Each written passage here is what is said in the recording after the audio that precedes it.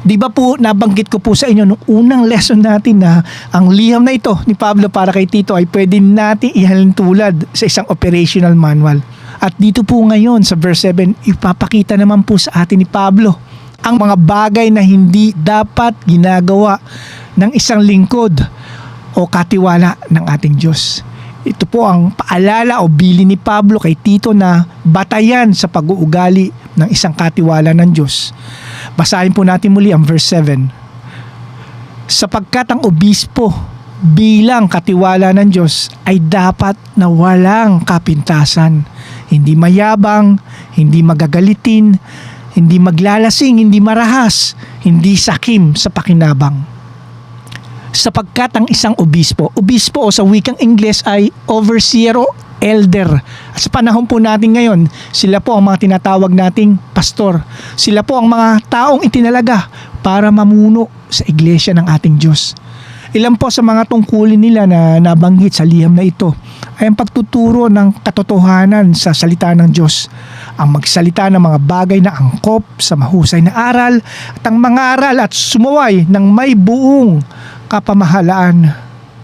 Sapagkat ang obispo bilang katiwala ng Diyos, pinapakita po sa atin ng talata ang tungkulin or job description ng isang obispo o elder o isang pastor.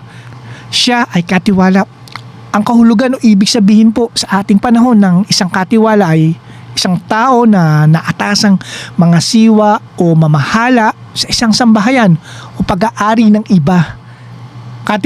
Katiwala po ba nino?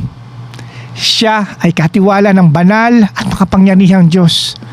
Ang isang pastor po ay katiwala ng Diyos. Katiwala o steward, entrusted with God's work.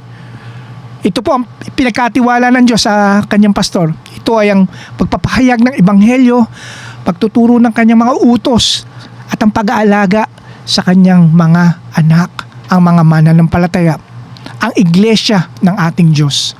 Sapagkat ang obispo bilang katiwala ng Diyos ay dapat walang kapintasan. Dapat na walang kapintasan. Kung mapapansin niyo po, 2 beses na nabanggit ni Pablo ang talata na ito dito sa unang chapter. Binanggit po ni Pablo ito una sa simula ng verse 6. At ngayon naman po, sa ikalawang pagkakataon ay inulit na naman po niya ito dito sa verse 7. Kapansin-pansin po talaga ang bigat at pagbibigay diin ni Pablo dito sa 7 talata hinggil sa mahigpit na batayan sa pagpili ng mamumuno sa iglesia ng ating Panginoon, na siya ay dapat ay walang kapintasan. Hindi lamang po inulit-ulit at binigyan diin ni Pablo ang talatang walang kapintasan dito sa chapter 1. Pinakita rin niya ang detalyadong kahulugan ng talatang ito. Ito po ay para mas lalong mabigyan ng linaw si Tito sa ibig sabihin ng dapat na walang kapintasan.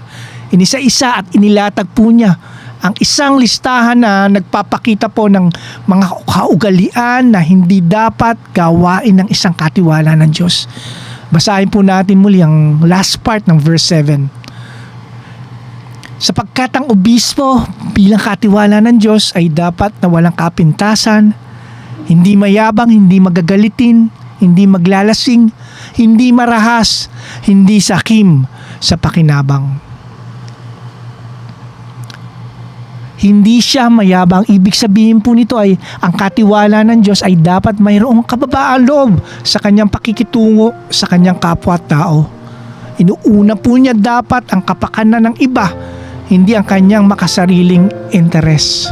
Ang mayabang, ibig sabihin po kasi ay taong mapagmataas at walang pagsasaalang-alang sa kalooban ng Diyos o sa mga pangangailangan ng iba.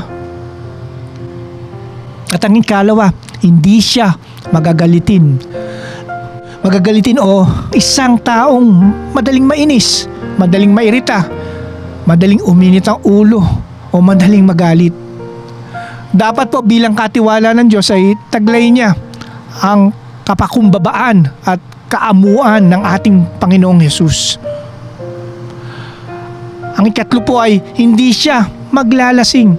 Ito po ay tumutukoy sa isang taong nalulung sa alak, palaging lasing at ito po ang nagiging sanhi ng pagkawala ng kanyang talas ng pag-iisip at tamang paghuhusga. Hindi siya marahas. Ang sangkatiwala ng Diyos ay hindi dapat palaway o mapang-abuso sa kanyang pananalita. Ito po ang pinapahayag ng talatang ito.